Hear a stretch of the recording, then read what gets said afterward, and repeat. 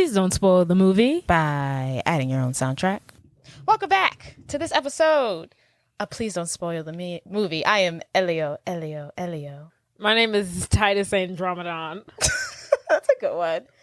In case you don't know what we're doing now, instead of saying our names because Jade hates it, I thought it'd be a good idea to say names from or characters from movies or TV shows. You said yours, and I'm like, what the hell? You don't know? Now I know. But when you said it, I was like, I have no idea. That's why I said it 3 times. Call me by your name. And you're Kimmy Schmidt. Is that the name of the show? The Unbreakable Kimmy Schmidt. Yeah. Elio. And I will not let that man-eating man ruin Call Me by Her Name for me. Not that man-eating man. I wonder if they're still going to do a sequel to that movie. Probably not. Yeah, definitely not. But they were going to originally. Yeah, I think that unless they recast, oh boy, I don't know how they're going to do it. Hollywood doesn't care about. They stone them alive for 20 minutes and then they're like, okay, back in production, we need to make this movie. I don't know. That might be a hard one because I think he's even got a documentary about his family now. Oh, for real? Yeah. I think I did read that. Because apparently his whole family is a bunch of like weirdos, like rich, powerful white men who have done terrible things to women or stuff like that. Give that vibe. Like, for those of you who don't know who we're talking about, we're talking about Armie Hammer. Yeah. The guy, he's in Call Me by Your Name, Death on the Nile. It's a great one. Mirror, Mirror. He's actually, those are like 2 of my favorite movies now. That's crazy. Sorry to Bother You. He isn't Sorry to Bother You, but he's a bad guy in that one. So that one's probably the closest depiction of his real life. Mm-hmm. A white man. For sure. With so much power. He wants to take over the world. But yeah, he's like a rapist. He got Me Too'd. Yeah. Well, he's into cannibalism. What? That was his thing. He liked to eat. But he was into. Yeah. No. Yeah. No. Google it right now. I guarantee you. Not accurate. Jade, yes. He's into like a hardcore BDSM. It was like into biting people. Yeah, like, not. I wouldn't say cannibalism, but like literally eating human flesh. He's into human flesh. I'm not joking. I don't know about that one. Cannibalism. Armie Hammer, Controversy Explained from Cannibalism Documentary. I think these are just buzzwords that are going around. Oh, that's a big buzzword. Yeah, and they want you... But he is into like something to do with eating people, biting people. It's like dark. I don't know if it's light cannibalism per se, but it's not light cannibalism. But it has something to do with that. We need to research it some more. But I promise you I did not pull that one out of my behind. I guess because the searches are coming up, but concerning. Ugh, very concerning. Well, anywho, welcome back. Enough of rapists. What else is going on? It's been a while. I guess we should mention to people, if you haven't noticed, we turned our podcast into bi-weekly? Bi-monthly. Oh, monthly. Twice a month. Twice. I was going to say twice a week. Like every other week. Twice a week. Yeah, every other week. Yes. God willing. Because life is just too difficult at times. And there's just not enough hours, not enough time, not enough minutes, not enough seconds, not enough milliseconds in the day. Yes. So here we are. Yeah. We might circle back, but for the time being, while Jade's still cheerleading her behind. While I'm in the hype of football season, we've got to convert it to bi-weekly. Sorry to all of you dying fans out there. I know there's so many. Yes, because there's so many of you. Okay. Yeah, speaking to existence, as some would say. Yes. We haven't seen you since you came back from London, mate. How was your trip, babe? I know, darling. It was really good. I really liked it. I really enjoyed it. Really got down to the nitty gritty. Really got to enjoy, London sauce, some real good stuff out there. Did you hear any cool accents? Anyone talk to you crazy? Honestly, I'm not even gonna lie. I wasn't as like by the accents as I would have thought I would have been. There was only one person, because we had security while we were out there, literally 5 stars. Security, oh my god, our security literally made our trip. They were amazing. Oh, that's so cute. Amazing. Like when we were saying bye to them at the airport, I got teary-eyed. I was like, I don't know What were their names? We were crying. Like, people were crying. There was Paul. There was another Paul. There was Shiv. There was Shiv. That's Mick. very London. Mickey. There were so many. There was like 10 of them. You loved them all? Yeah. What was your favorite? Who's your favorite? Paul was my favorite. Which Paul? There was a black Paul and there was a white Paul, but I liked white Paul. Okay. I loved Paul. He was so cute. Paul was hot too. I was like, Paul, you single? You have pictures? You have to show me later. I actually don't have any pictures of them. A lot of people were really like talkative to them. Were really like getting to know them. But I feel like we were working so much, I didn't really have time to talk to them until like towards the end. Gotcha. Like I'm here for business, guys. But they were really great. They were amazing. Honestly, they should have never exposed us to that lifestyle. Because now you want it. Now you want the high level security. That's the bare minimum now. That's what I expect. But now we back roughing it. You're your own security. Right. We have security, but not to the standard of Paul and Shiv. Dang. But the Thank you trip for your service, was great. Paul. We were working 24/7. We honestly never, the group that I was in personally never had any free time. So I really didn't get to see London, but nonetheless, I still had a great time. The game was amazing.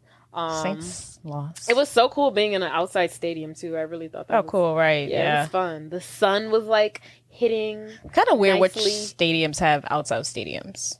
Yeah. Do you think the Saints would have an outside stadium? No, it's too hot for that nonsense. But then stadiums where it snows have outside stadiums. I'm like, that's also crazy to me. That's why I think everyone should have a closed stadium. Yeah. Like, it worked out in London because it was October and that's kind of like chilly there. And so it wasn't too hot, but the sun was out. So for that setting, it worked. But had it been any later, like in December, I'd have been like, I'm not cheering. Yeah, I don't have Saints uniforms for that. Yes, we do not. We do not have the uniform equipped for that. Right. And then it's rainy out there, so the ground was wet, so that was another obstacle we had to... On the field or just in general? No. Well, in general, but on the field. Yeah. And it was supposed to rain that day, and had it rained that day, we weren't going to be able to do anything. Oh. So, luckily, it didn't rain. Oh, so... do they have cheerleaders when it snows outside? People? What do you mean? The other teams in general? Yeah. Oh, okay. They be out there, I guess. Oh, okay. But they just dance. Yeah. Oh, so right. That's a liability. Because, even when we were out there, it didn't rain that day, but the ground was still wet. And there was times where I was stunning with my stunt partner. Shout out to Tyler. He would catch me, and I almost, fell because I was slipping. Like, I could feel myself slipping in his hands. Oh. Dang. So. Well, I'm glad you're back across the pond. Me too, love. Yes.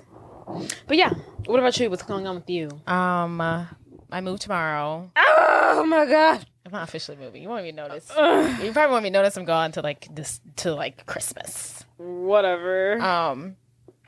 Treachery. Yes, but that's about it. Came back from a wedding. It was lovely. Oh yeah, how was the wedding? It was good. Who got married? My boyfriend's stepsister.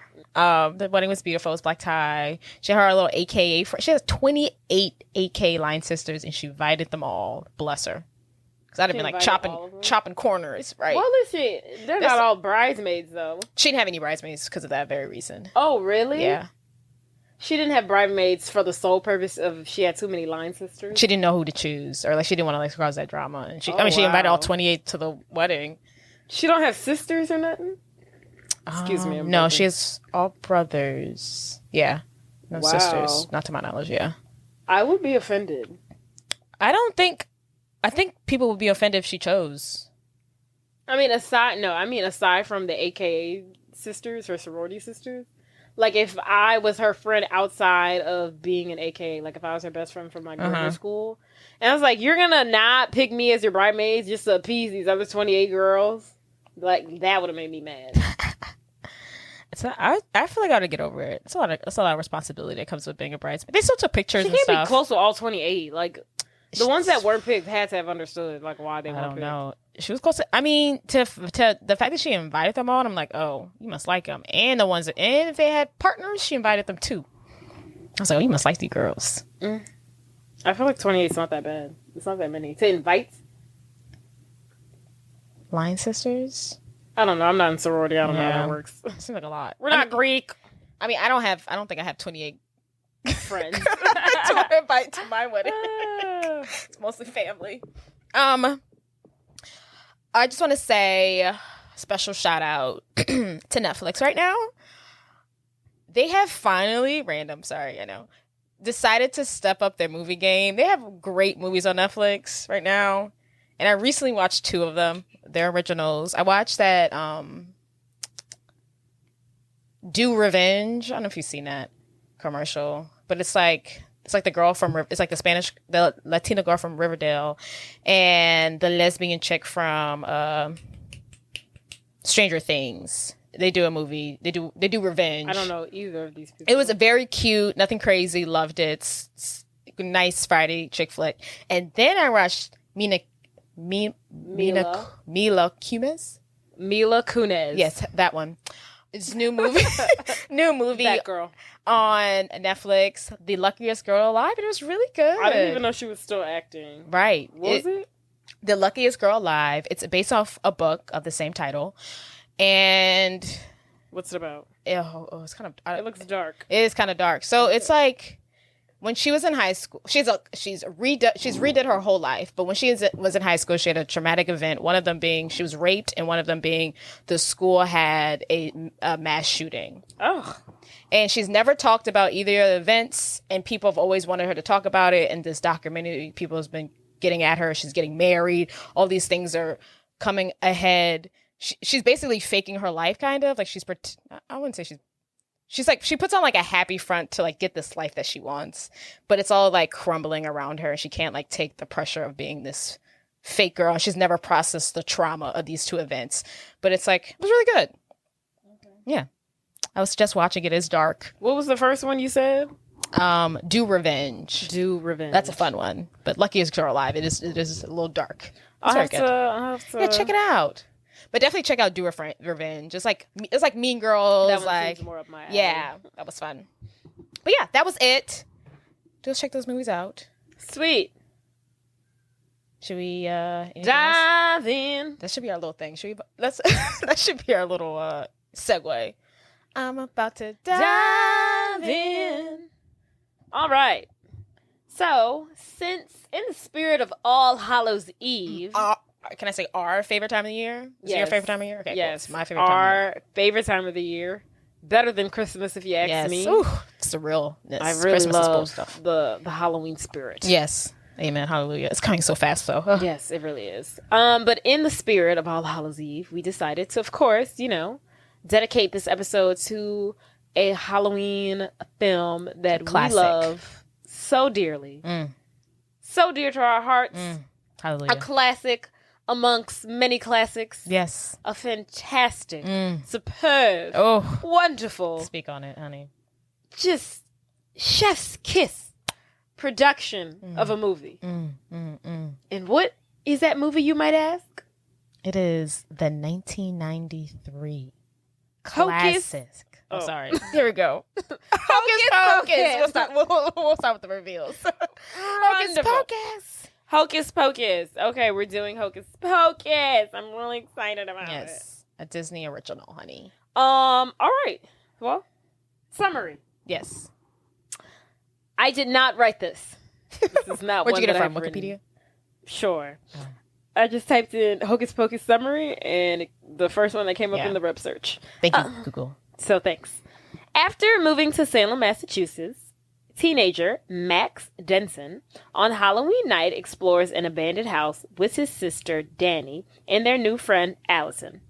After dismissing a story Allison tells as superstitious, Max accidentally frees a coven of evil witches played by Bette Milder, Sarah Jessica Parker, Kathy Najama, who used to live in the house. Now, with the help of a magical cat, the kids must steal the witch's book of spells to stop them from becoming immortal. Cast: Bette Milder. Bette Milder. That's it. Is playing Winifred Winnie Sanderson. Winnie. Sarah Jessica Parker is playing Sarah Sanderson. Yay. Kathy Najimy plays Mary Sanderson. I bet you never knew her name. Do I need to? No. Whose name? The third witch, the one. Oh That's no, I not the leader, did. not I the mean, I pretty did one. while I did this. I movie. literally always knew their two names and never knew. I honestly don't think I knew any of their names. I always knew Winnie and Sarah. Yeah. The other one, I was like, when did they ever say her name? But anyway, She say her name a lot. I feel like decent amount. Omari Katz, I don't know how to pronounce his name, but it's played by plays Max Dennison, the main character. Mm-hmm. Thora Birch plays Danny Denson, his little sister. And then I think this is supposed to say Vanessa. Vanessa. That's literally how it's spelled. Oh, okay. I don't know. I'm just gonna say. Oh, wow. But that's literally how it's spelled. Vinessa. Vanessa. Like Shaw plays Allison Watts. Allison. And then two different people play Thackeray Binks, the cat. So the guy who plays the real life Zachary Binks is this guy. I don't know his name. It's not important. And then the voice of the cat, Zachary Binks, is played by somebody else. Which is so shady. And I'm like, y'all can keep me in. Yeah. Thank you very much. Which is weird. But okay, let's dive into, budget, film release date, blah, blah, blah, blah, blah. The film was released in the U.S. on July 16th, 1993. So before we were even born, which I never really realized. The film was directed by, do you want to guess who the director of this film is? I feel like I saw his name and I was like, oh yeah, we know him. But I don't remember. Kenny Ortega. The guy who directed all the High School Musicals. Oh, really? Yes. Oh. Moving on. It was written by Neil. It was written by Neil Cuthbert and Nick Garris. Who cares? Budget, would you like to guess? I did read it was a flop because it came out not during Halloween. Yeah. As you just previously said, which is crazy. So weird. If 30 million. Oh my god, you're so close. It was 28. Ew. Now would you like to guess the box office? Oh, okay, so it was a flop. So 20 million. God, was it less than that? Oh, okay. 35 million. It was 45.4 million. Oh. Which not the worst flop. Yeah. You made a profit. That's what I was saying. But then, as I continued to read on what Wikipedia had to offer, it said upon its release, it received mixed to negative reviews from film critics and was not a box office success, costing Disney to lose $16.5 million. Wow. But I was like, how you lost $16.5 million, but y'all made a $15 million profit off of a $30 million budget? Right. The math not matting. Yeah. But whatever, I don't know. Facts and figures, I don't know how all that crap works. But maybe they were like, I don't know. However, obviously, largely to it being run every Halloween on Disney Channel and Freeform all throughout October every year since probably 2001, audiences, of course, grew to love it. And it is now a cult classic film. Thank God. Yes. We know what we're talking about. Give it to the kids. The fact that sorry, like people just don't understand good cinema when it's sitting right in front of their face. Like, who lets these adults be like, this is not a good movie? But it's like, who lets these people be the judge and jury of what's good and bad? It's not for you, 50-year-old white man. Right. This isn't for you to see. Like, what?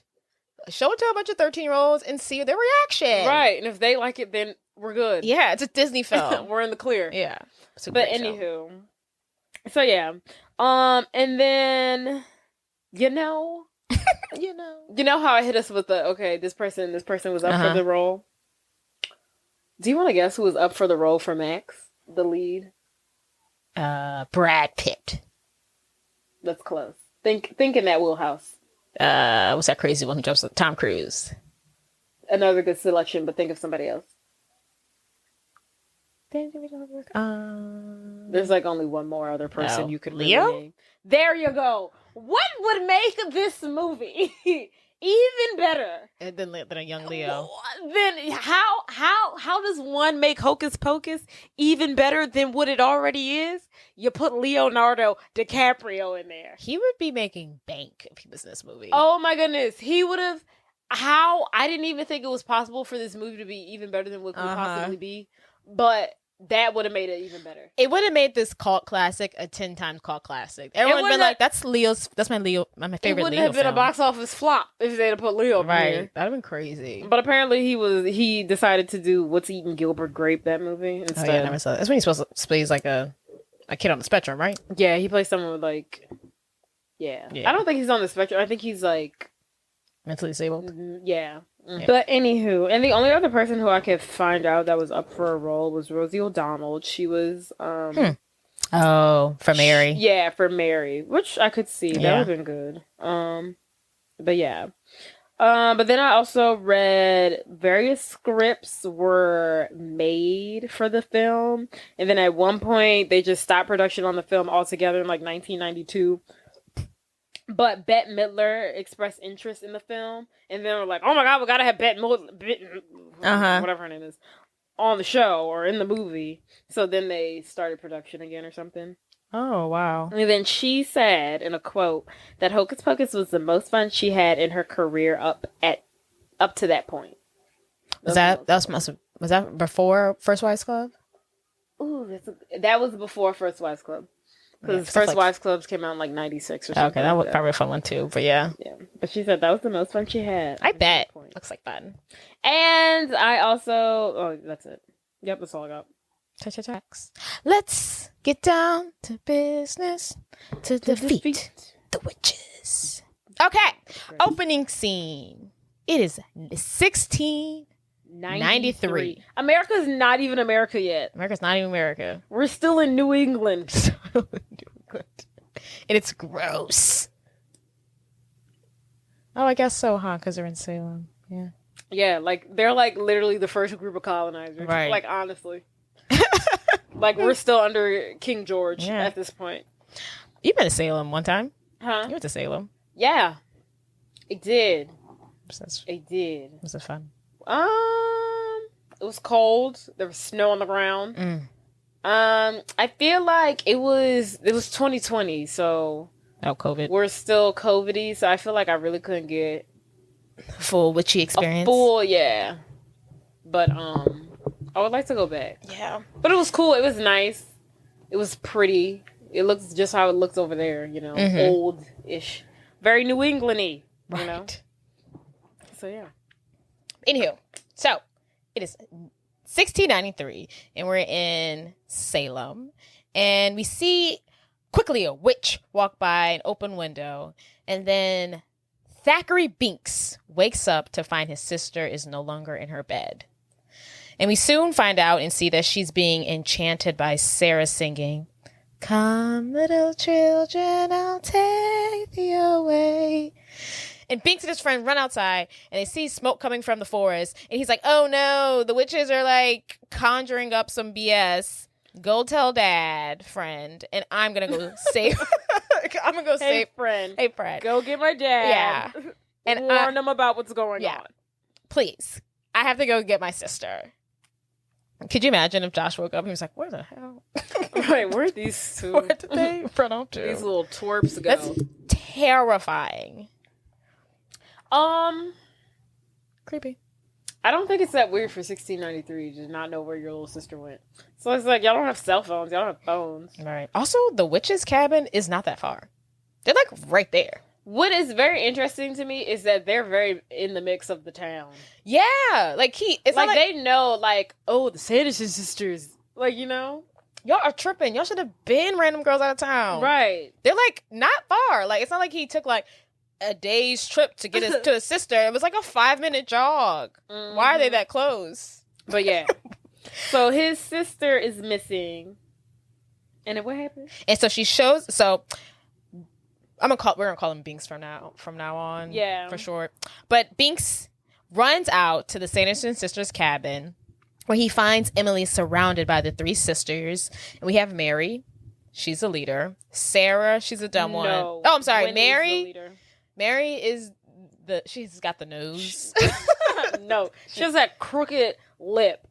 She does have a crooked lip. She looks like she has a stroke. But she's really good. She can smell kids really well. She's... Oh, and they all have, like, different... Yeah. So, Mary's the one who could smell children. What's Sarah say? And then Sarah's the one who can lure them in with her singing. And then Winnie literally is just the leader. She goes for the kill. She's the brain of the operation. She's the leader. She's their mouthpiece. Yes, and Winnie's... They're all very ugly. Very, very ugly. At this point, they're all old as dirt. They're all ugly. Even Sarah Jessica Parker. Even Sarah Jessica Parker, who's supposed to be the pretty one, looks like a fugly thingamajig. A foot. And in the room we see Winnie's spell book, and it's like alive. It has like this one eye thing, and it like keeps blinking, and it's really freaking creepy. It's like disgusting.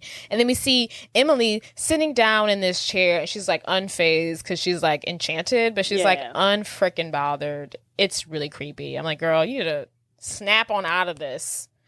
And we see the sisters making what they call a life potion. And at this point, and a life potion is for them to like give it to a child so they can soak up the child's soul. So they can stay youthful and young forever. Yes. So that's their whole like plan. That's their whole zhuzh. That's their get up. That's their MO. They want to stay young and pretty forever, so they suck the souls out of young children, basically. Bada boom, bada ping. Right. It's not a bad plan. I get it. Right. I feel like there's an easier spell for this, but I guess it's still the children. And at this point, the brother has finally snuck into the house. And as he's looking upon his sister and the Sanderson sisters, they're like slowly giving Emily the drink. And just at the right moment, he jumps out and he's like, starts to fight them. He spills the potion everywhere. And I think Winnie's the only one with like actual superpowers, kind of. Yeah, because she like making... She like people. Zapping stuff with her fingers. Yeah, she's a zapper, and she like she's a zapper. She's a zapper. She's a zapper. No one else does that. She's like honestly the only one with like the real powers. Yeah, because the other ones they be needing like the spell book, but she can just with her finger. Right. And the teenage witch style. Right. And so at this point she knocks Binksy. I'm gonna call it Binksy too because that's what Danny calls him. But she knocks Binks out. And unfortunately to Binks's surprise, Emily already took enough of the potion and she starts to glow. And at this point, the sisters can suck out her soul. And they do so. And they look up, they look down, they look up, and they're beautiful now. They're gorgeous. They're younger, they're prettier. So they sucked the soul completely out of poor little Emily. Yeah, she's dead. She's dead. Yeah. I mean, and they don't look that... She's dead, yeah. She's pretty dead. They don't really show it. Right, but... It's just like... she's done. I don't know. I feel like they don't show her again. She's done. That was nice of them. Because they don't really show her after they turn pretty. I wonder what happens to her body. Right. Is she like in a chair? It's Disney. We can't see the dead body. And while they do look younger, they're not like super young because it was only like one child. So, that's going to continue to be a goal for them to like continue to suck the lives of children. Mm-hmm. And that's Winnie's goal, to suck all the children in Salem. And he must have called them ugly or something. Yeah, he was just like, y'all are still pretty ugly. Yeah. And that's like their trigger. And because he did that, they turn him into a black cat. Yes. And they're like super excited. The deed is done. But not only do they turn him into a black cat, they turn him into a black cat that can never die. Oh, right. So he is stuck immortal, roaming the earth for all eternity. Just so cruel. Like, Jesus, you just killed my sister. Can you imagine being a cat and being stuck like that forever, bro? No. That's a tough pill to swallow. No. I mean, honestly. That's a tough one. I wonder where he started learning how to speak, because I would make it work. Like, hey. Learn how to speak? He probably knew how to speak instantly after he was turned into a cat. Right. Why didn't he say nothing to his daddy? He was just like rubbing on his dad. You got a point there. Why don't you say something? That's a plot hole. Yeah. That's a plot hole. So I'd be like, Dad, I'm a cat. Right. You not see me, yo? Right. But anywho, so they turn him into a cat, and then we cut to the next scene. Now... No, we don't cut to the next scene. The townspeople are now at their door. Open up, bang, bang, bang. They're like, let us in, let us in. I'm like, without my daughter. Leave us alone. We're so innocent. Mm-hmm. Like, but no. Yeah. Now we cut to the next scene, and now we're at like town hall. The Sanderson sisters are now on stage. They have nooses around their throats. They're about to be hung, which is pretty intense for a children's movie. Yes, it's pretty for Disney Channel. Yeah, movie, I'm like, oh gosh, see a noose around 3 women is kind of intense. It's intense. It's a lot. Yeah, but nonetheless, they about to get hung. Then we have one of the townspeople who reveals himself as Zachary Binks' father. And he's like, I'm going to ask y'all one more time, where is my son at? What'd y'all do with him, please? And then Winifred is basically like, don't know. Cat's got my tongue. No clue. Ha, ha, ha, ha. So. They don't take none serious. They don't take anything Even seriously. in death. Even Nothing as they're about serious. to die, they don't care. So then someone is holding like their little spell book. The wind blows. They drop the spell book. It opens up to a page, reveals a spell. And then when he's like, oh my God, y'all idiots. So she casts the spell right before they're about to die that someone on Halloween will like bring them back to the dead. A virgin. He has to be a virgin. And he has to be a virgin. And then now they hung. And that was their final word. Their final spell before they die. And we see their little feet hanging and dangling, which is very dark again for a Disney Channel movie to see some dead people's feet. Right. And then we also see Binks as a little black cat trying to get like his dad's attention, like rubbing on him and stuff. The dad's like, "Move away, cat. I don't have time for this." And then boom. Present day, 1993, which is 300 years later, and we're in like a high school classroom, and the teacher of the class, I'm going to assume she's an English teacher, is telling the story of the Sanderson sisters and how there's a black cat that protects the cabin from anyone who may bring back the sisters to life. And Max is in this classroom. He's the new kid, and he's the new kid on the block. And he's our main character here. And he isn't buying the story. He calls it fake. He's not really into the whole Halloween scene. But then there's a girl in class who's like, I believe in it. It's all true. There's history about it. And then balls to the walls. He walks up to her and gives her his number. That was so bold of him. In front of everybody in class. Bold. He was literally like, she goes on, she gives her little spiel. She low-key read him to filth. And then he's like, anywho, here's my number. In front of everyone. Do you have no... I'd have been like, yes. No shame. That's that California You have no mindset. shame. I would have been totally into it. Could you imagine? I'd be like, okay, say less, sir. I'd have been like, maybe. Right. So class ends, and we see again Max is following Allison after school, and they flirt some more, and we find out that Max just moved in town last week from LA, and he's not really into Halloween and the whole Halloween spirit, which is stupid because you live in Salem. Like, stop being a cool guy. Just get into it. I get it. He not from there. Why he gotta adapt to the culture? Salem. It's Halloween. It's not like he's from Salem. He needs to get into it. I'd be like, let's ride with it. And also, I wonder why his family moved to Salem. It's teenage angst. They moved. Yeah, I really want to know. The real gag is, why did they move from Los Angeles to Salem, It's just a random place to move. That is such a random place to uproot your life to. It's not even Boston. You're moving to Salem. Yeah, like what job was there? What does Salem, Massachusetts have to offer that Los Angeles does not? Please tell me. What is there? Because the only thing it could have really have been would be career-wise to uproot your entire family. And I'm pretty sure whatever Salem got, LA got it times 4. Right. I'm pretty sure that they don't have those kind of jobs. It's giving more like mom and pop stores, witchy stores. It's giving bed and breakfast. It's giving old warehouse. It's giving like I grew up here. Yeah, it's giving old tool shop around the corner. Yeah. It's giving this business has been here for 45 years plus the Civil War. Accurate. Anywho, and while they're having this interaction, Max and Allison gives Max his number back. Why, girl? Why don't you like him? Anywho. Girl, but the funny part was when he slipped her that paper. No, when she slipped him that paper, he really thought it was her number. And then opened it up to find out it was his number. I thought it was her number, too. I was like, why don't you like him? But I feel like she's really into Halloween. She doesn't like the fact that he's not. Like, she's not into that. Oh, yeah, that's fair. Yeah, I don't think I would be into anybody who wasn't into Halloween either. She's like, that's my whole thing. I don't know, like, this clearly isn't going to work out. Yeah, basically.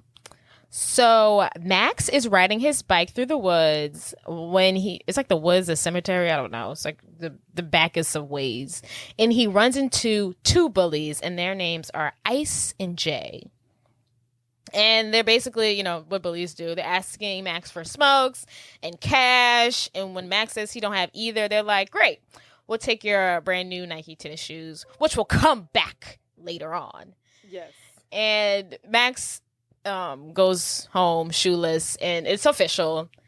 He does not like Salem because his crush gave his phone number back. He just got his fresh Nike stolen from these bullies. Honestly, feel like he could have took them on. He really could have. I really no. I think if those two bullies, they really gave the type of energy that are really all bark and no bite. Mm-hmm. If he would have just, you know, puffed his chest just a little bit, right? They would have backed off. Yeah, I feel like he literally just gave it to him. Because they're giving square. Yeah, I was like, y'all at least punch before him, because I feel like he literally just gave it to him. Yeah. He's a little scary some places, you know? He don't want no smoke. Right, But anywho, so he gets home. Mm-hmm. He's like, I can't believe y'all made me move here. To his mom and dad. He goes, stomp, stomp, whine, whine, cry, cry, to his room. Mm-hmm, mm-hmm. And then his sister is hiding. Cute little sister. And is hiding in his closet. And she pops out. And she's basically like, it's Halloween, and you have to take me trick-or-treating, blah, blah, blah, blah, blah, blah, blah. And he's like, no, I don't want to take you trick-or-treating. Go on your own. You're 8. Which You're 8. Is really the reason why he, in fact, does need to take her trick-or-treating. Right. Because she is 8 years old. She's, in fact, 8 years old. And she's also like, she also brings up the fact, like, tonight's a full moon, which I thought was funny because it's like, yeah, she's like, I don't want to go out. I'm a little scary. And it's a full moon. You're like, you know, the crazies that come out. And she's not lying. Okay. You know what happens on a full moon? The wolves come out. The vampires come out. And Danny is like stuck on the fact that he's going to bring her out. But Max is like, Danny, no. Oh, yeah. Her name is Danny. And he's like, no. And then Danny screams for her mom. And then the next scene, we see them, you know, gearing up to go to Halloween and trick-or-treating. Danny is dressed as a witch. And Max says he's dressed up as like a rapper or something. He says he's dresses up as a rap singer. Which I took offense to. Not a rap singer. Yeah. And I was like, what? I ain't no rapper, I'm a rap singer. I was like, those are two different things to put together. So when they go out to trick or treat, Max and Danny, they run into the two little bullies again. Oh, poor Max. And of course, Max don't want no smoke. Mm-hmm. But Danny is like, first of all, they're literally initially harassing Danny. And they're like, hey, little kid, give me all your candy, yada, yada, yada. Which I think is weird as it's actually scary. 16, 17-year-old boy to be harassing an 8-year-old. It is very scary. Whether you just want the candy, whether you want something else, that's weird. No, it's wrong. And they were harassing all the kids that walked by them. Yeah. And then like Danny was like, because her brother wanted to go around them, and Danny was like, no, we're gonna go through them. Yeah. And they keep putting it on her. It's very scary. I wonder if they if this is a town where these guys get away with everything, and their parents are like secretly rich, and like no one's ever gonna stop them because they need to be in jail. Either way, lock them up. It was weird. Yeah, lock them up. And I can't wait for the karma they get if they get it. So Danny's like, no, you can't have any of my candy. And she was like, if you keep on messing with me, I'm going to get my brother to beat you up. Which is so cute that she thinks so highly of her brother. When I saw that, I was like, oh, you don't know your brother's not into that. But it's so cute that she's like, I have a big brother. He's going to fight you. Literally. And then meanwhile, Max is like, girl, shut the hell up. He's like, whoa. Cali Max and Salem Max, different vibes, girl. Yeah. He's like, we ain't doing this tonight. Yes. But I think Max ends up just giving them a bag of candy, and it's like, bye. Yeah, he's like, leave us alone. We'll give you the candy. Let's keep it pushing. Mm-hmm. And as they walk off, Danny's like, you literally should have punched them and like went down as a man. And then Max is upset that he just got embarrassed in front of the whole school. He's like yelling at her, and he yells at her so much, or is upset with her so much, he runs off crying. I'm like, oh. Yeah, she makes her run off in tears. Poor thing. And then, of course, now he feels bad because he made his little sister sad and cry on Halloween. So then he runs over to her to apologize. And he's trying to say sorry. And he's basically like, it's not you. Like, I want to go home. I have no friends here. And I'm out trick-or-treating with my 8-year-old little sister. Yeah. And I don't want to do this. And then Danny's like, she's like, get over it. This is your life now. Yeah, she's like, we live here now. Yeah. Like, it is what it is. I was like, damn, girl, he can't show some week. It's only been a week. Right. I was like, he can't be upset. Jesus. Yes. But basically, they squash it. They forgive each other. They give each other a little hug. And then once they get up, they turn around and they see this very large, very old, New England-styled home behind them. And they're like, oh my goodness, look at this gorgeous home. It's so lovely and quaint. It always gets me when rich people in movies see other rich people's houses. I'm like, you guys are rich. I was just about to say your house is beautiful. They're literally looking at the house and on. They're like, oh my God, rich people. It must be so nice. Y'all are also rich and wealthy as well. Let's not forget it. Your house is the same square feet, honey. Yes. And they're like, oh my God, rich people. It must be so nice. Let's go in. Right. They're like making fun of them. They're like, probably get us apple cider or something. I'm like, you guys are rich You guys are rich. If y'all can afford to live in Salem, Massachusetts, and y'all can afford to live in Los Angeles, California, above the poverty line, y'all are wealthy. Y'all doing fine, honey. Y'all are doing A-okay. You add being Caucasian to the mix, y'all are wealthy. Right. Cut it out. But anywho, so they go into the home.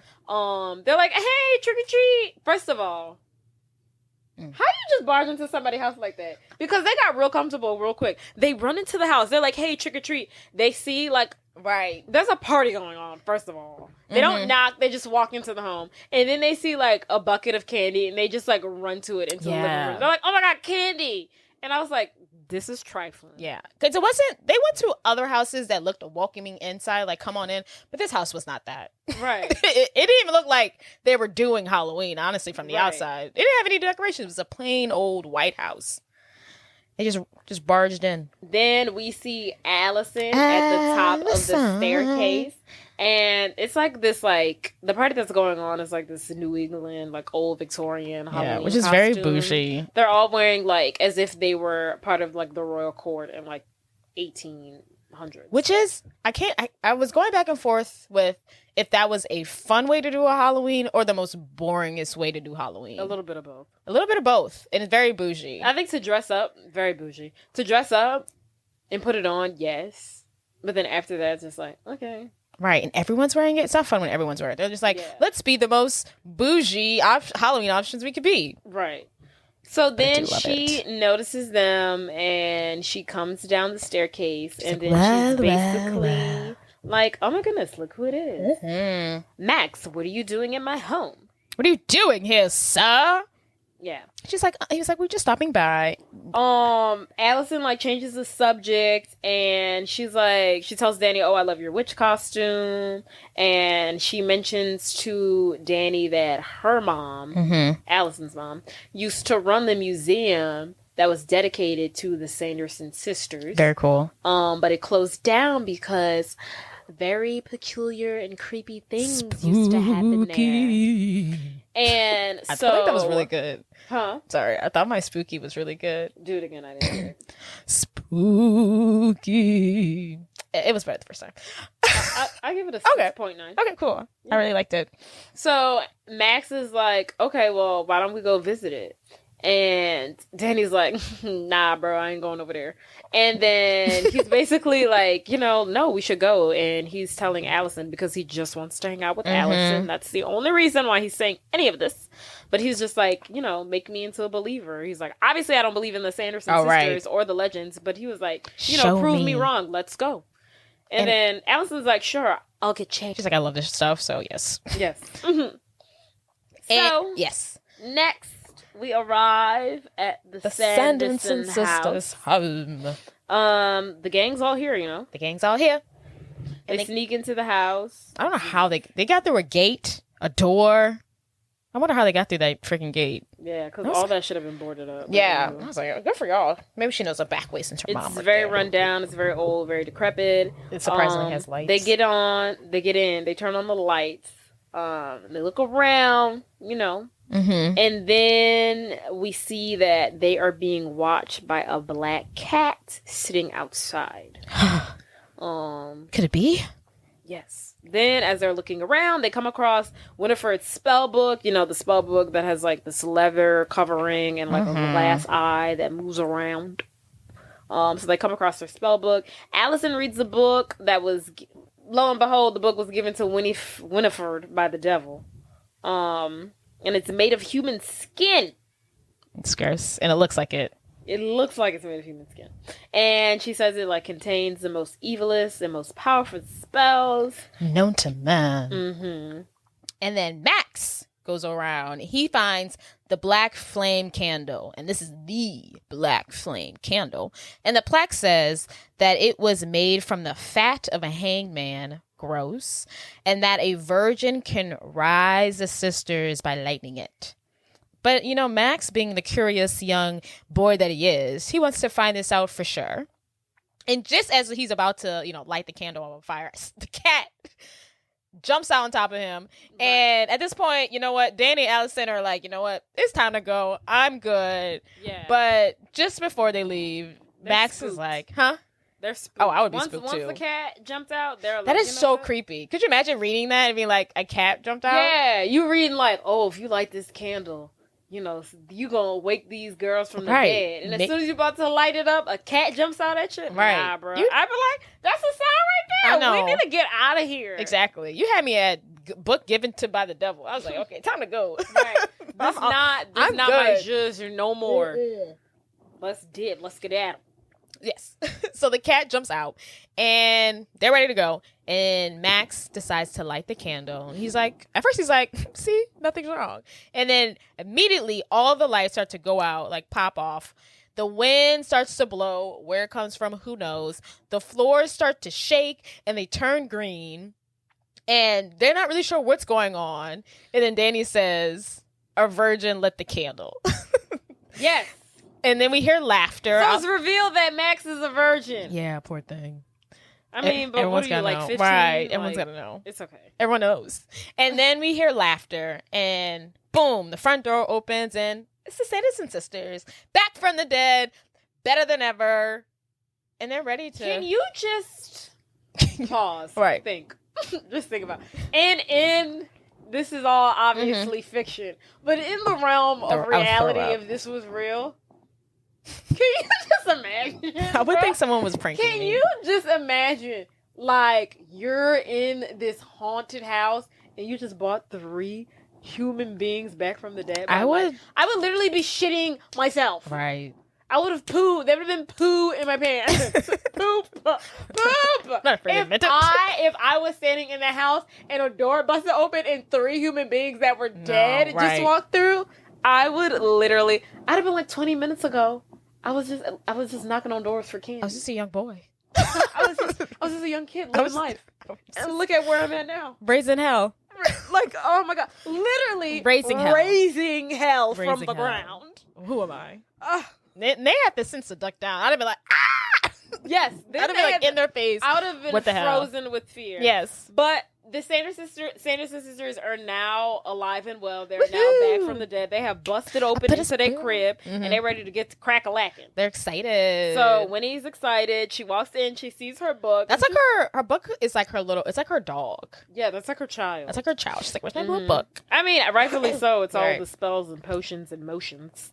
So Mary, she smells around and she's like, I smell children, because remember her little main power is that she can smell kids. Which is weird that they really what is she, a hound dog? Like, it's weird. It's really weird. I guess I get it from the movie. It's really weird that they're centered around children. Yeah. Like their powers are centered around children. Yeah. That all you're worried about is the life potion? Right. Because it's really I wonder how long they've been on Earth. Girl, who knew? Who knows? Who knew? So Mary, she's sniffling around. She can smell children, so she can smell Danny. And she claims like whoever raised them back from the dead was a child, because that's all she smells in the room. It's children.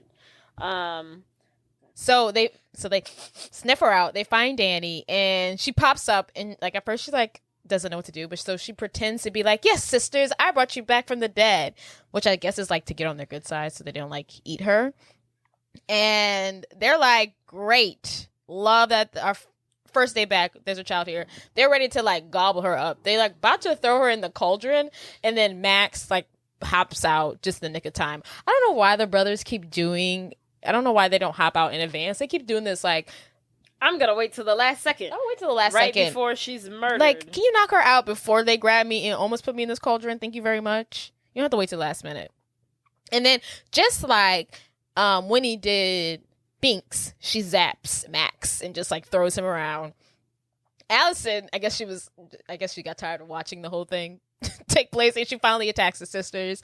She like hits one of them over the head with a pan, and Danny and Allison run away before Max runs off. He pretends he has a lighter in his hand, so he pretends to control fire. So he turns on the lighter because they'd never seen this before. Right, they've never seen a lighter before. They've been dead or asleep for 300 years. And then he puts the lighter against the sprinklers, and he turns off the sprinklers. Then the water comes out. But the sisters think this is something like sinister or something. Right. I don't know.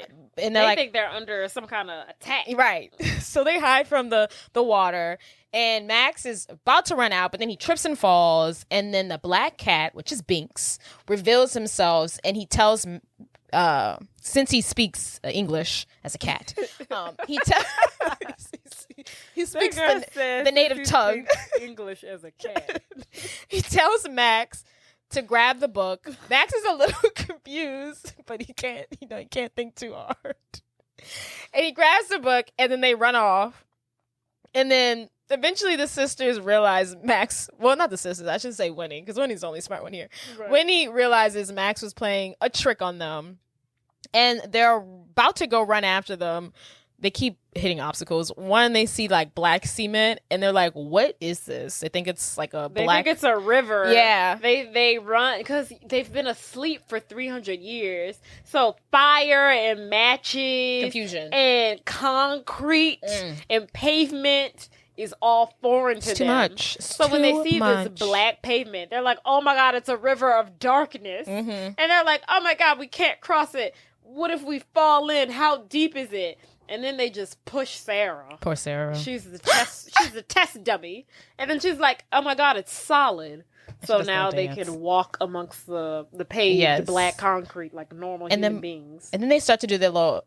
if you don't know the walk, you don't know the walk. But they start to do their famous walk. If you don't know the walk, then you don't know.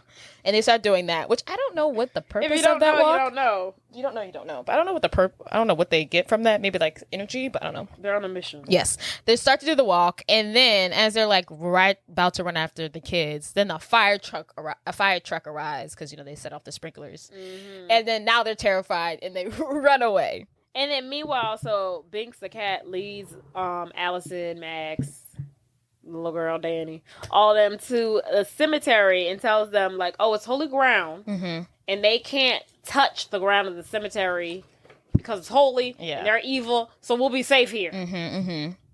So that's where they take them, and the cat shows them the grave of William Butcherson, better known as Billy, who dated Winifred, which is the head witch, and he says that Binks says that Billy was caught up with Sarah, the pretty sister, and Winnie found out because Winnie and Billy was lovers, but Billy was cheating on Winnie with Sarah, and she found out, so she killed him and put a curse on him.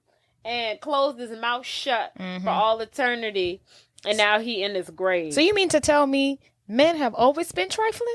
Oh, since the dawn of time. Since 300 years ago? Since before. You was dating me, you was trying to get at my sister? It wasn't Eve. It was Adam. Exactly. Adam. They like to blame it on Eve, but I promise you, it was Adam. Right. I don't blame her for killing him. Well, I should say the other way around. Killing him is extreme, but I don't blame her for her anger, Oh, not at all. Not at all. Why are you messing around with my sister, bro? Right. You know she was a witch. Like, you really had the gall, the chutzpah, the nerve, the audacity to mess around with my little sister. The gall. Like, you got... How dare you, sir? Like, you really tripping. You really tripping. And then, anywho, yes. So she cursed him, and now he got stitches on his mouth, and he can't talk. Yeah, he can't tell her secrets. And he dead in a grave. But for whatever reason, Binks felt like this was valuable information to share. Yeah. I guess he wanted to show them how evil she can be, and she's not one to play with. Yeah. So basically, he shows them the grave of Billy. And then we jump back to the Sanderson house where the sisters are hiding from the firefighters, and Winnie has concluded that they must be witch hunters. Yes, because this is still a new world for them, and they think firefighters are witch hunters. They think pavement is a black river. They're not They getting think it, right? a lighter is flames of fire. It's just, they're very simple-minded. Yes. So Winnie tells the sisters that the spell that brought them back only lasts for the night. And if they want to, remain alive for all eternity, that they need to suck the souls out of X amount of children. Mm-hmm. And if they don't, that they will die by sunrise. Dust. They will turn into dust. Yes. And they need the book from that, which the children has. Oh, yes. In order to create the spell that they need to suck the souls out of the lives of the children so they'll live forever, they need the book because the book has the spell that they need. Yada, yada. She doesn't remember. It's been 300 years. Like, gosh. I think I remember this one spell. So once that's all established, back at the cemetery, Binks tells the gang that he has spent literally all of eternity, these past 300 years, protecting the house so that no one could bring the sisters back. Poor thing. And all of his efforts have gone to waste because one virgin Max has literally lit the candle because he's a virgin. Mm-hmm. And Max basically is like, okay, well, let's just get rid of the book. And he tries to set it on fire, but the book is protected by magic. Duh, Max. Are you new here? So then the Sanderson sisters have now we're at the Sanderson sisters. They've gotten on their broomsticks because they're witches, so they fly and stuff. And they are off to find Max and the gang. And then soon they're kind of hovering over the cemetery that they're at. And Binks is basically like, they can't get to us. But, that doesn't mean the dead bodies underneath the ground that they might awaken. Right. Can. Plot hole. I mean, not plot hole. Workaround. Yeah, they're working around it. They use their brain. They're solution oriented. They are. So that is when Winnie raises Billy from the dead. And Billy is now uprooted from the ground. We see Billy. His mouth is stitched shut. He looks like a zombie, Yeah, it's giving zombie. It's giving 300 years old. Yeah, it's giving 300 years old with his mouth wired shut. And Winnie's basically like, capture the children. They got my book. Do as I say, Billy. I put you in this hole. I can put you right back in. Do as I say. And Billy's like, oh. Whatever. Billy hates her. Yeah, but he's doing it. Billy wakes up from the dead and he's like, oh, this twat. Right, this girl again. I do want to say that when Sarah sees Billy, she's like, hey, Billy. She's like, hey, buddy. Like, hi, Billy. And then he's like, oh, hi. And then when he speaks to him, he's like, oh. Right. This one. He literally sees Sarah and he's like, oh, hey. And then when he opens her mouth and he's like, oh. What do you want? Why are you back? But anywho. So a fight ensues. Max knocks off Billy's head, and the three of them, or is it four of them? Max and the whole crew, they hide in an old underground. 3 plus a cat. 3 plus a cat. That's the name of the movie. They hide in an underground crypt, which Binks tells them connects to the sewer, which connects to the streets, and this is their way out. And so Billy is going to be hot on their tail since, Winnie told him, get to frickin' work. And the sisters can't really do anything right now because Mary cannot smell, them. So that's a problem. Why she can't smell them? Because I guess they're too far. Because they're under the ground? Yeah, I guess they're too far. Her nose isn't working. So outside the cemetery, Winnie wants to start to collect children for her spell. She's like, okay, Billy's on the hunt for the book. Let's just go get some children so we can, get ready because, we have, she's goal oriented. Yeah, she's like, we got X amount of time before the sun come up. And once the sun come up, it's over for Let's us. go. I don't remember much of the recipe, but I do know I need children. So let's go ahead and do that. I do know the number one ingredient to this spell is kids. Yes. So they're outside and randomly a bus driver, like pulls up on the public bus pulls up on. He says, "Bubble, bubble, I'm in trouble." And the girls start to the bus driver starts to flirt with the girls. They're asking them, "Can this vehicle bring us to children?" He's like, "Yeah, sure." Yeah, they both have different motives. Yeah. And neither of them are realizing that their motives are different. He's like, "Okay, yeah. As long as you can be with pretty women." He's like, "Get on in." And then he's like, no, they're like, "Oh, we're seeking children." He's like, "It might take me a couple of tries, but, I think I can make that work." And they're like, "Okay, great." And neither of them know what each other are talking about. Right, this movie's wild. Disney is wild for this one. Yes. They were like, let's push the limits. So then somehow we see that Sarah is driving the bus by sitting on the bus driver's lap.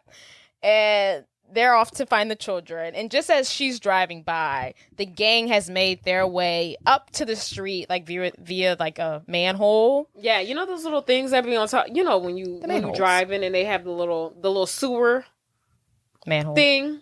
What them things called? I thought they were called manholes. Is that what they're called? I thought so. I'm gonna Google it. Hold on.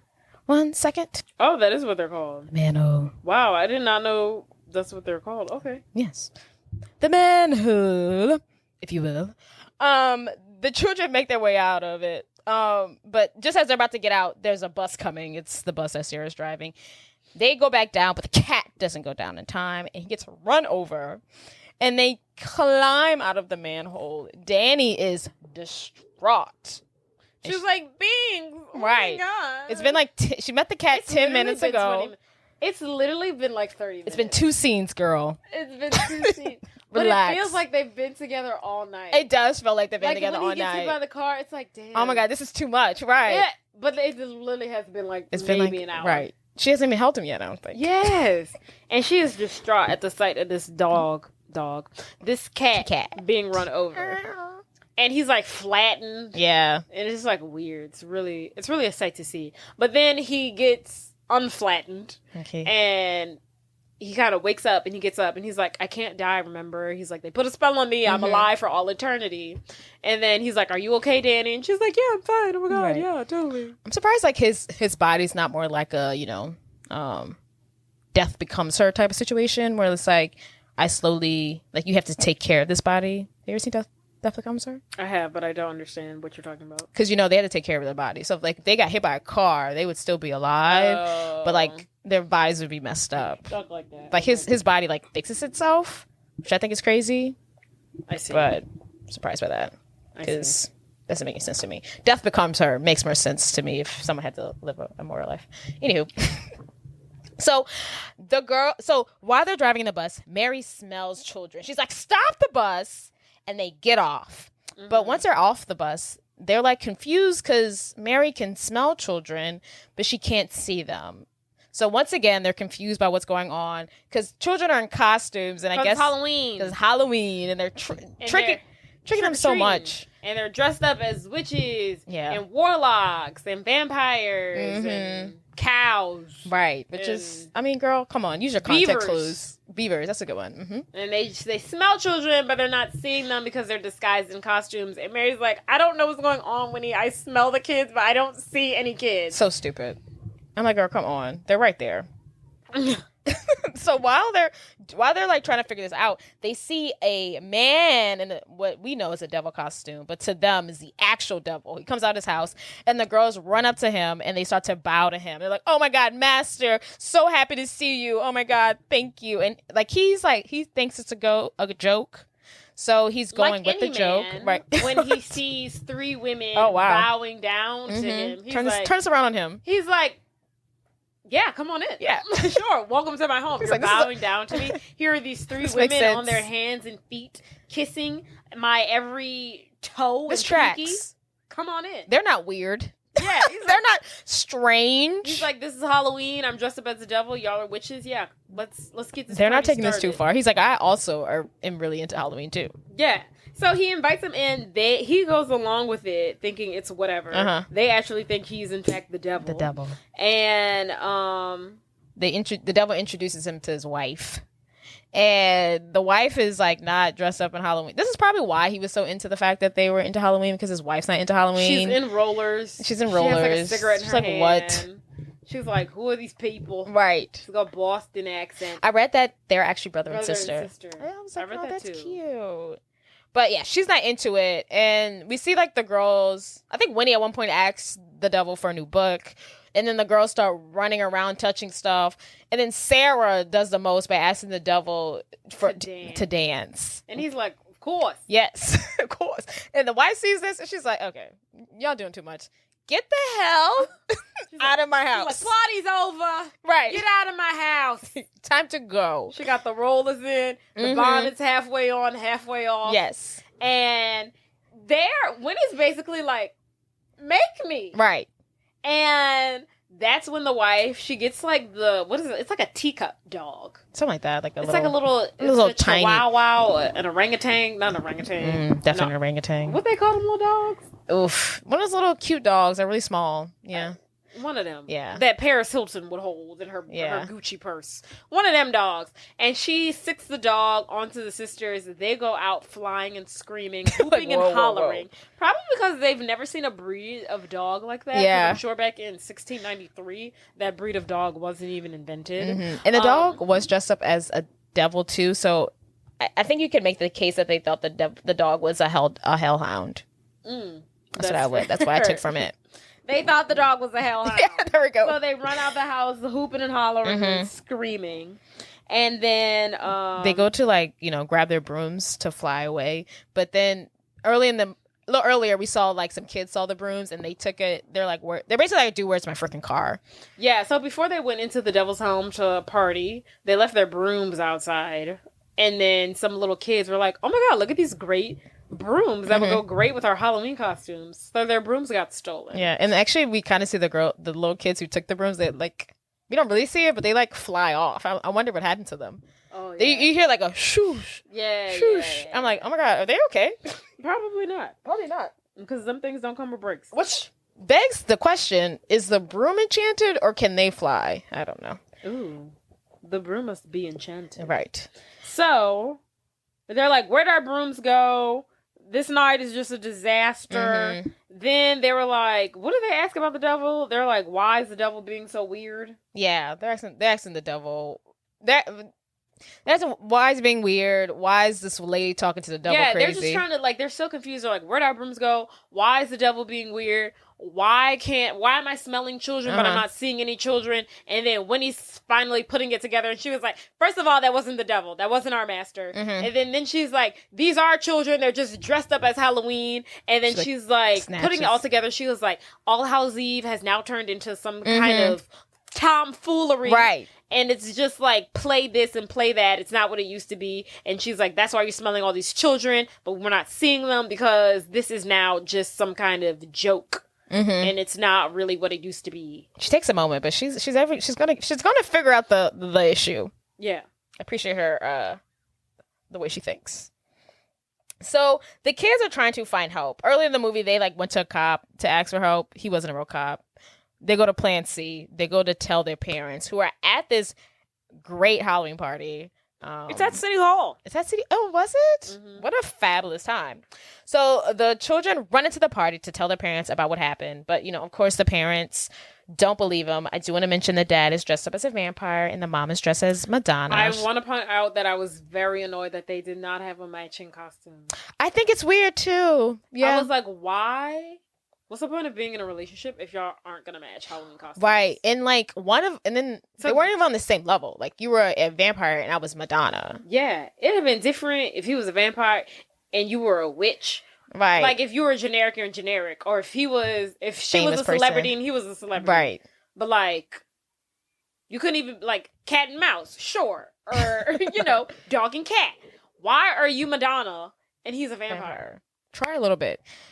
The marriage is over. Okay. Clearly, there is some foundational issues going on at the house, and we need therapy. Yes. Because why are y'all not matching? That's why did y'all even get dressed together? They moved to Salem because the husband cheated, and they had to uproot their lives with this young new actress. Yes. Who was just trying to make it out. Oh my God. Yes. and he was probably like, like an agent or something. Mm-hmm. And then she found out, and Right. she said, you know what, we're moving to Salem, and you're gonna work as a bank teller in this local Salem Inc. Mm-hmm. We need less Corp bank. We need a basic life. Yes. Mm-hmm. And I'm gonna work at the local grocery store. And that's what happened. We've been trying, but we still can't figure out Halloween costumes. Literally, that's it. We figured it out. So as the gang is trying to convince their Max and Danny's parents what's going on, the sisters have arrived and they're looking for the children. In one scene, because they go off and they report back to Winnie, Sarah goes to Winnie, and Winnie asks Sarah, "Did you find them?" And Sarah's like, "Find who?" She's like, "Find who? Why are we here again?" I'm like, she is something else. If you don't get it, she's the dumb one. She's literally the dumb one. She's the dumb pretty one. So Max and the gang have seen the sisters, and Max is like, okay, I have to warn everybody here. He gets on stage and warns the partygoers that the sisters plan to take their children in the night, and they must all go home to protect their children. And the people at the party are like, shut the up!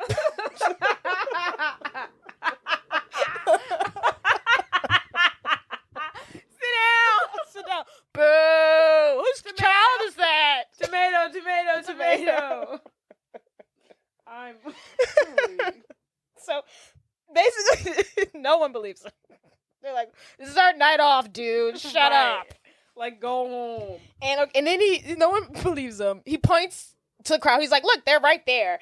And the sisters are like, "Who I? Who me? Who us?" They literally are milking this moment. Yes. The moment that he points to them and he's like, "They're here." Like, And then she's like, Winifred's like, "Well, thank you for that wonderful introduction." Uh-huh. And they're like, "Yes, we're here." And then they burst out into this freaking musical number. This is how you know this movie was directed by Kenny Ortega. All right, he does. He was dipping his toe into musicals. Yes, he literally was dipping his toe. He was like, let's try this out. And then they burst into this song dance number. What song was it? Oh, I put a spell on you, and now you're mine. So they burst into that song, but what she's actually doing is in fact putting a spell on them, to where that they dance the entire night until they die. Yes, she said, "Dance until you die, baby." Yes, dance until you die. Not in a fun way, right? Not even a fun way. So meanwhile, which is like really the perfect setup, because meanwhile, while they're out busy trying to suck the souls of all of these children, their parents will be too busy dancing to their dad. Right. They can't be like, care where their children are. They can't be like, "Where are you going? Sit your behind down. You can't go enchanted into the forest." Right. They're like, can't watch their children. Terrible parents. Great play. Great plan. Made by the Sanderson sisters, but really Winifred. Winnie! So no one's believing Max. What happens after that? While that's going on, the kids are covering their ears, the parents are dancing, and Billy has shown up, and he's trying to catch the kids. And Max is like, "Cover your ears, we gotta go, bye!" And they like leave, and they run off. They run off to like a back alley. Max is trying to regroup. He tells Allison, "Please take Danny, away. I want to handle this because I want Danny to be safe." Danny's like, "Oh, pshaw, I'm staying around." They're like, while they're out there, they're hiding behind like a restaurant dumpster. Yeah. They're in the back alley hiding behind the restaurant dumpster. And then the Sanderson sisters are kind of in the area near them. And Winifred is like, "Mary, do you smell any children? Where they at?" And then Mary's like, "I think I smell something," but she's really just smelling back alley garbage. She can't pick it up. I can't smell anything because the dumpster smell of lobster and whatever else is overpowering the smell of the children. She's like, "Gross." And then so they leave and the kids go unseen. And while they're back there, Allison sees like an oven, and it gives her like a bright idea. Yes. And then cut to, we're at the high school. And the sisters have followed the scent of the children there. Winnie makes a comment that this place is a prison for children. And I thought that was funny. Yes, because they're like, "What is this?" Right. She's like, "It's a prison for children." Like, and it is, in fact, that. It can be. It sure the hell can be. It really can be. So, while they go into the school, the gang, they're already in the school, and Max is like on the intercom, and he's like, "Welcome to hell."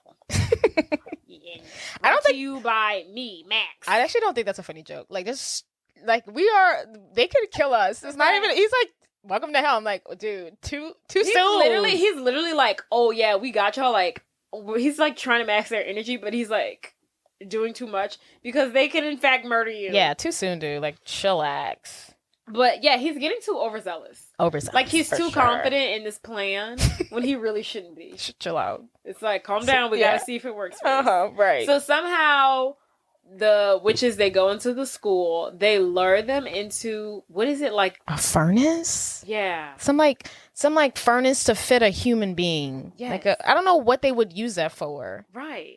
I honestly would say it would be something that maybe someone would use to cremate somebody. Maybe. I don't know, why would you have that in school? I'm not really sure. That school must be just as old as Salem, Massachusetts. Right. But it's basically a furnace. It's basically a human-sized furnace for whatever reason. So somehow they lure them into the furnace, and they lock them into the furnace. They turn the furnace on, and they set them on fire. Also very dark. Very dark. When you really think about it, setting someone on fire, ouch. Oof. Poor sisters. They've been hung, set on fire. What's next? We've seen death, and more death. Right, just because they want out this film, they want to look a little good, you know? Right. So be it. They set them on fire. They're locked in. You hear the witches like screaming, like ah, you know. Yes. And Max, Allison, Danny, Binks, they run out of the school. They're rejoicing. They think they've won the war. They're like, die, Sandra's sisters, die. Right. They're like, we've done it. We did it. It's over. We've won the battle. We've won the war. Done so. Bye. Let's celebrate. But you know what? That really must be... Picture this. That really must be a really great feeling. Yes. Very stressful situation. To be in... An hour and a half ago, they were just kids trick-or-treating. And the world got turned upside down real quick. Right, now they're trying to save Salem. And yeah, now they're on the mission to save literally Salem's children. And now the children of Salem, they're trying to save. And like, they're like, okay, we did it. Like, that must be a really relieving feeling. But they're rejoicing just a little bit too soon. A little bit too soon, mate. But they don't know that. So after they've, So they're making their way back to home. Binks is like, okay, deuces, y'all. I'm going to go home. But Danny and Max are like, you can have a new home with us. So they invite, Binks to come live with them. He happily agrees. And back at the house, the kids realize, their parents still aren't home yet, but they think they're just out having a good time. They're not worried, because I would be worried. I was like, she was putting a spell on them, and they're not home, but they whatever. They literally got home, it's like 5 a.m. Yeah. A little worrying. And Danny is, Danny's talking to Binks about how the future of her kids are going to watch him, and her kids' kids are going to watch him. He's going to be in the family forever. It's actually kind of cute. Yes. And Danny and Binks fall asleep, and Max and Allison fall asleep in each other's arms. And they're like... How adorable. They're really like, needed a nap after this night. So they're like, they all pass out. But then we see back at the school, because when the Santa sister died, green smoke came out the chimney. But now back at the school, the green smoke is going back inside the chimney, and the sisters walk out the furnace, and they are alive, hunty.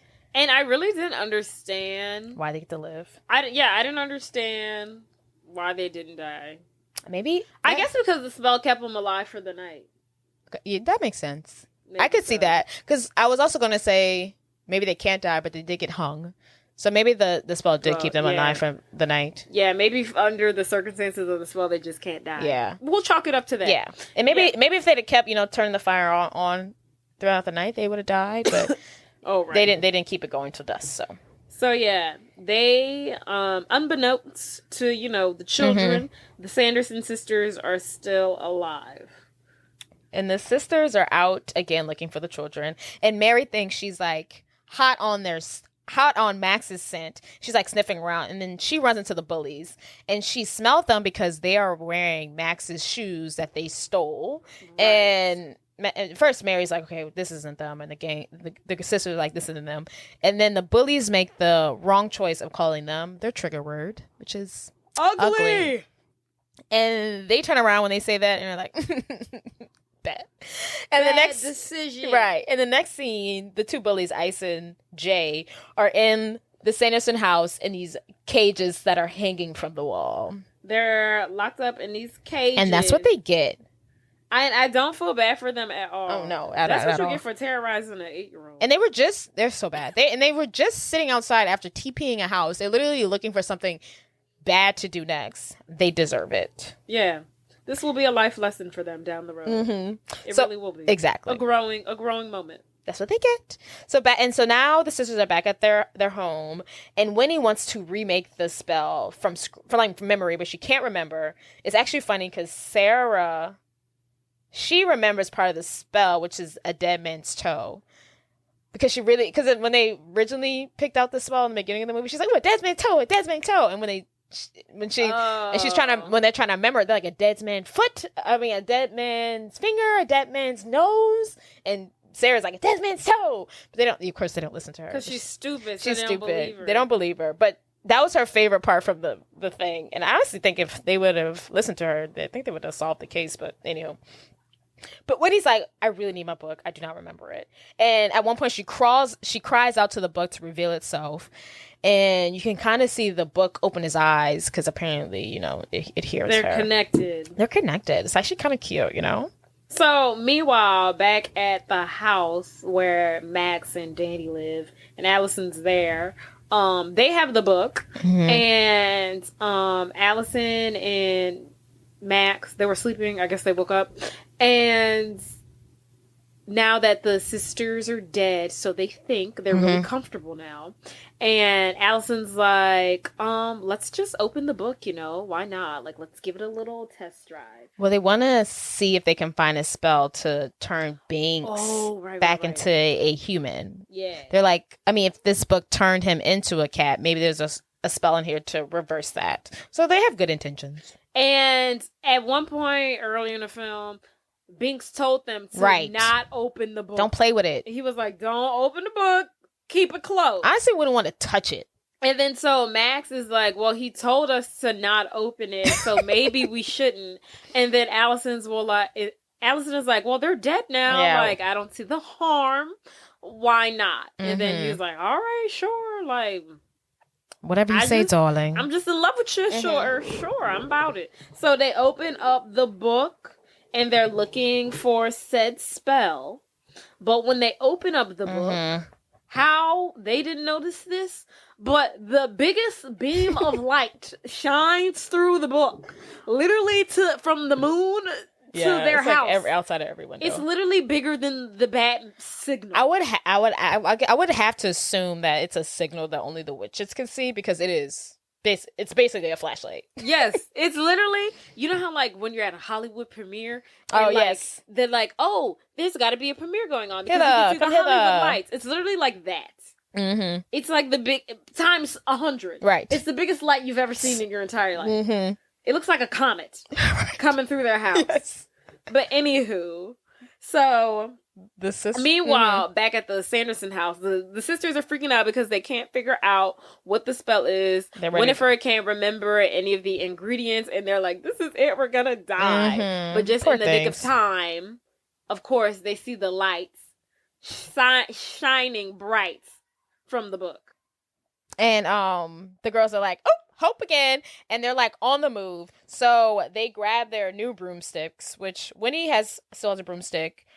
Sarah has a mop now, and poor Mary has a vacuum to fly on. Those are their new quote unquote broomsticks. Yes, and because they lost. Yeah.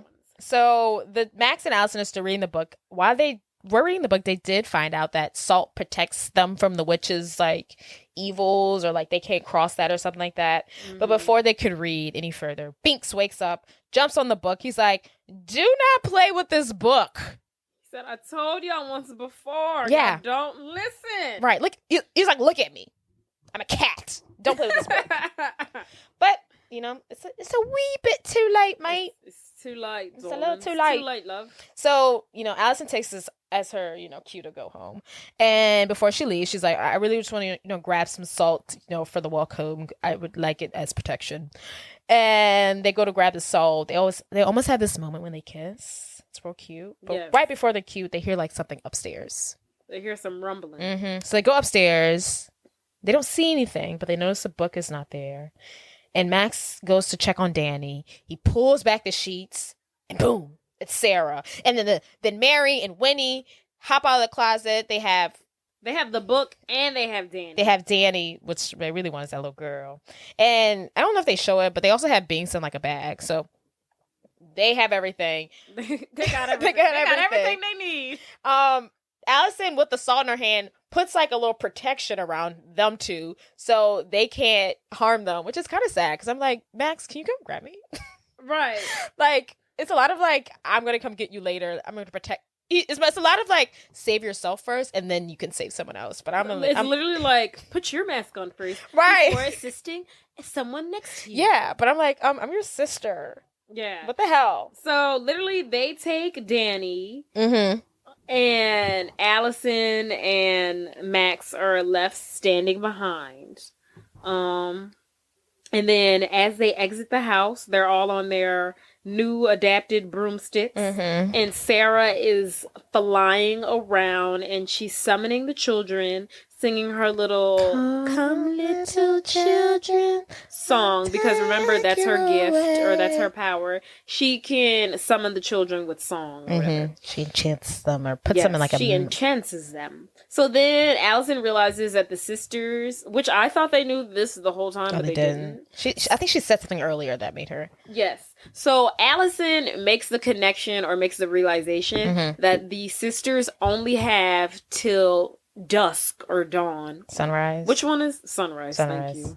They only have until dawn before their spell runs off, wears off, and they die. And they die. So Allison makes that realization and she tells Max, and Max is like, well, the sun not coming up for another couple of hours, so I don't know what the hell we supposed to do. And then make it seem like he's like, let's go back to sleep. Yeah, he's literally like, we need a miracle. Like, I don't know. You're telling me this, but like, what do you want me to do, sis?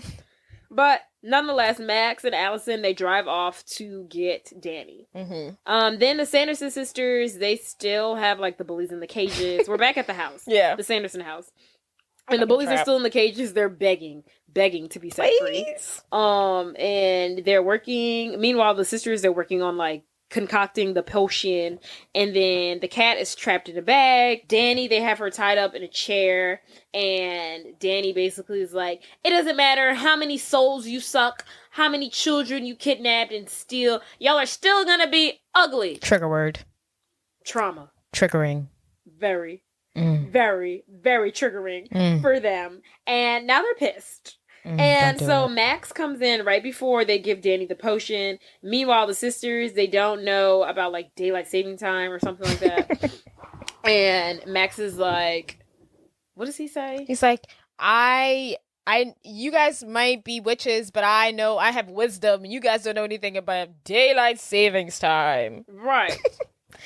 So. And then right behind him, a big like light comes on behind them, and the sisters think it's the sun rising, and they freak out, and then they like they start to die, quote unquote, or they're like, oh no, the sun is here, we're dying. And then Max grabs Binks and Danny and runs off. But before he goes, the bullies are still in their cages, and they're like, hey, help us. And Max, instead of helping them, takes his Nike shoes that they stole from him off their feet, and he's like, help your damn self. Pretty much. Yeah, and he runs off. And then Max also, like, he spills the rest of the potion onto the floor before leaving. So then, when he realizes that it's just like another trick, like the whole daylight savings thing, all they were doing was just flashing the lights. From the car. From their car. Oh, he like put like a little red sticker in front of his car to make it look like it was like the sunset type thing. And so when Winnie realizes that, she tells her sisters to get up and she's like, let's go. So then Winnie realizes it's a trick that he's playing on them for like the second or third time. And she tells the sisters to get up.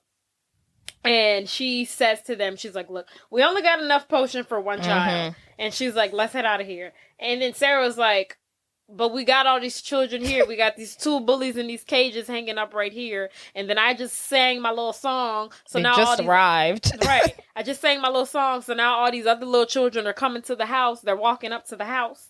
And the Winifred's like, yeah, but look, I want this little girl Danny because she called us ugly. So now I got a vendetta. And she's like, I'm not worried about these other children. I want to suck the soul out of this little girl, Danny. And you know, that's where she went. That is the most petty thing. That is petty. You're really going to risk, like, your mortality, excuse me. You're really going to risk your mortality. For revenge? For the sake of revenge? Like, now you're being reckless. We literally don't have time. We have 30 minutes. Instead of being like, I'm just going to give this to one of these children outside. Yeah. I need to find Danny and I need to kill this child. You don't have that kind of time to be doing all that foolishness, and now you're being reckless. You're not thinking straight. You're thinking blindly, Winifred. Right, pettiness. That's where y'all got caught slipping. Trying to be petty. Should have just been plain and smart. But anywho. So Max and the gang, they're in the car. They're driving to the cemetery for protection because apparently, you know, again, it's holy ground and they can't step foot on it because they're evil witches. And so they're in the car driving. And while Max is driving, they're like, are they following us? And Allison's like, no, we're good. And then as soon as she says that, here comes Winifred flying on her broomstick. And she's like, hey, it's me. I'm back. So the gang. Okay. Oh, so they are driving and they like swerve, and then like Winnie, who's flying right next to the car, like hits a bush, which gives them enough time to make it to the cemetery. Just as they arrive to the cemetery, Billy's at the door, and Max is like holding a knife. He's holding a knife against Billy. He's telling Danny and Allison to go on. I got this. And while Max and Billy are going at it, Winnie arrives. Winnie's like, kill him. Billy somehow gets the knife out of Max's hand, is like holding him kind of like at the throat. And Winnie's like, great, kill him, kill the children, whatever, get my book, let's wrap this up. But instead of killing, which is also very dark, instead of like a lot of killing here, instead of Billy killing Max, Billy takes the knife and he cuts the strings that are holding his mouth shut, and some like moths fly out. And I read that those were real moths. Disgusting. That fly in his mouth. Ow, gross. Yeah. Ew. Why is that necessary? Yes. I guess back then maybe for the sake of drama. Yes. So So Billy takes this moment to call Winnie a winch, a trollop, and a buck tooth. And I just thought that was funny. He was like, I've been holding that in for years.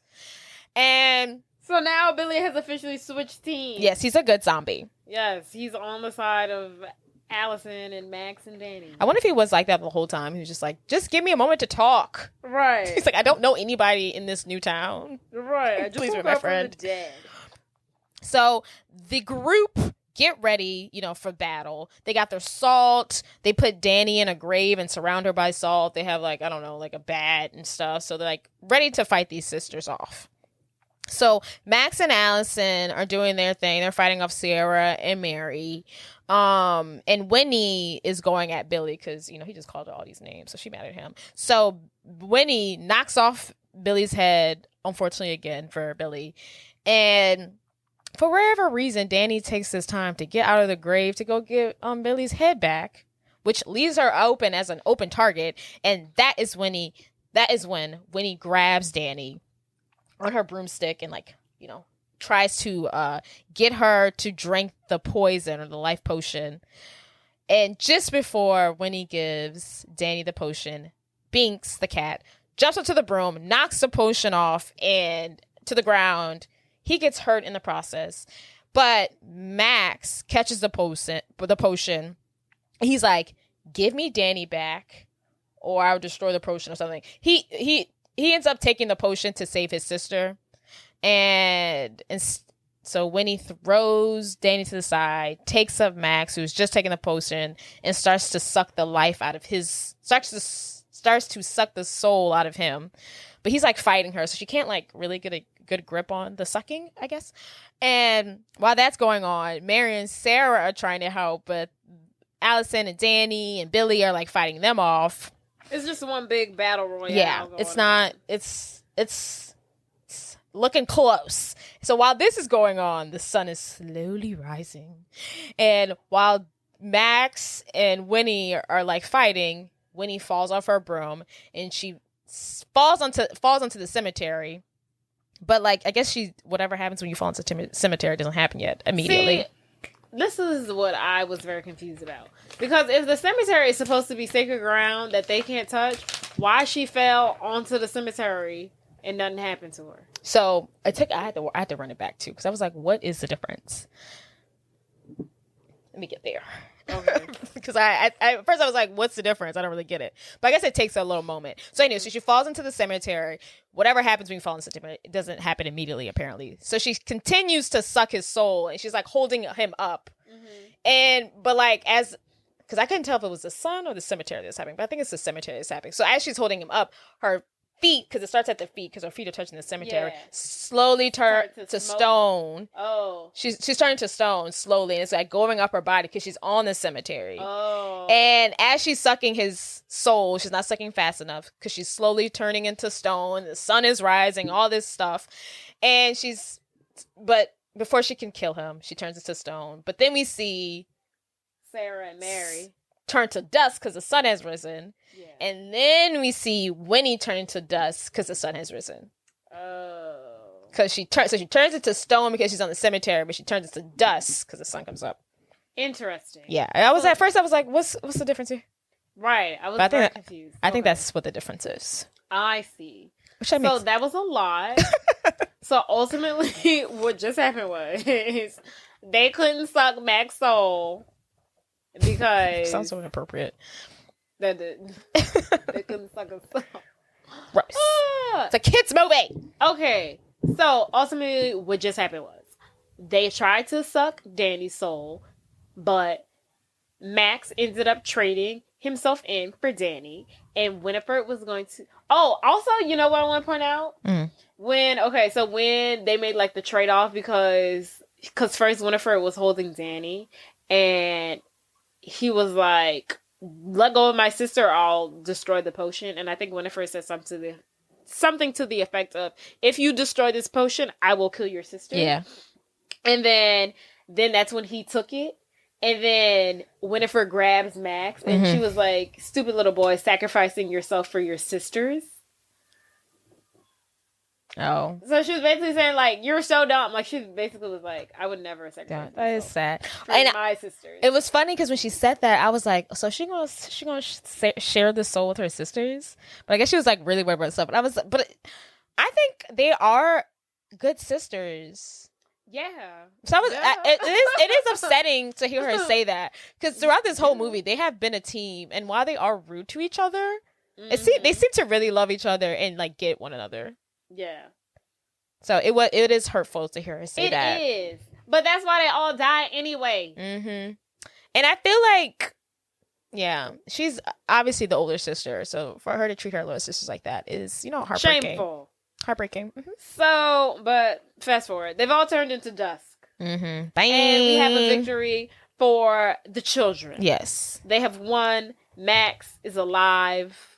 Billy goes back. Billy going back to his grave. He said, "Deuces, don't wake me up again. Thank you." Billy said, "I've done what I need to do. I'm going back into my hole where I crawled out of." And then Danny, goes to look for Binks.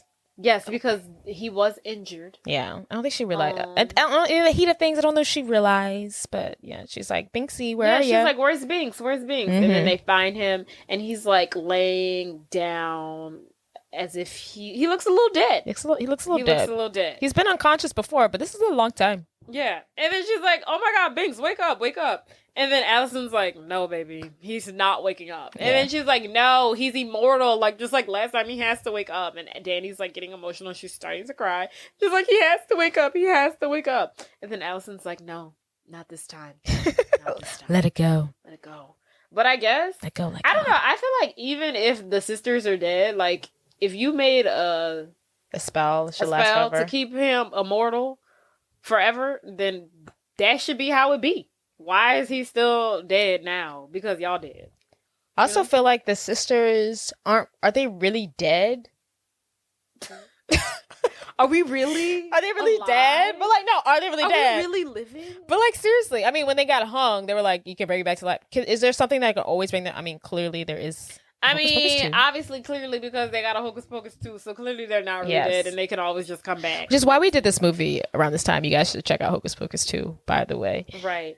But yeah, so Binks is like dead, and although, so just as she is laying over Binks's body in tears and was like, he can't die, he has to come back, he has to come back, we hear a boy in the distance call out for Danny.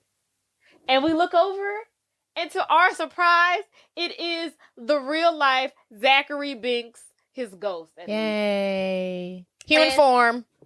And he's like, he comes up to Danny, and he's like, please don't be sad for me. And she's like, Binks, is that you?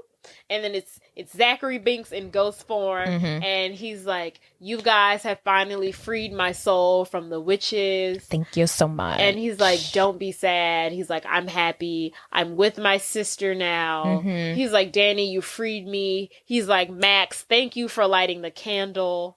You weird man. He gives Danny a kiss on the cheek right before he goes. He says, I shall always be with you. Yeah. Just kind of creepy. I'm like, she's got a brother. Thanks.